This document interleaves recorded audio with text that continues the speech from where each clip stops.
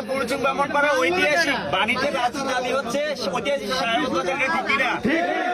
ঐতিহাসিক সাহেবাদ বাজারে অন্যান্য বাজারে যদি 26 ফুট কাজ হয়, ঐতিহাসিক সাহেবাদ বাজার কেন 18 ফুট 19 ফুট হবে, এটা আমরা মানতে পারি না। ঠিক না? মানি না। সাহেবাদ বাজারে প্রতি বৃহস্পতিবার এবং রবিবার কাঁচামাল সহ প্রতিদিনে আপনার ডিস্ট্রিক্ট পিকআপ এবং হচ্ছে আপনার অটো রিক্সাতে আনলোড লোড হয়। এই বাজারে তো অন্যান্য বাজারের তুলনায় 30 ফুট কাজ হওয়া দরকার, কিন্তু এই যে কাজটা হচ্ছে আসলে এটা আমাদের অনিয়ম এবং দুর্নীতি হচ্ছে, এটা আমরা মানতে পারি না। আমাদের বর্তমান যিনি মাননীয় এমপি মহোদয় হাজী জসিমউদ্দিন সাহেব এবং প্রেসিডেন্ট মহোদয় ইনু মহোদয়ের কাছে আমাদের আকুল আবেদন, এই কাজটা যেন বন্ধ রেখে সঠিক তদন্তের মাধ্যমে আমাদেরকে 26 ফুট রাস্তা করার ব্যবস্থা করে দেয়।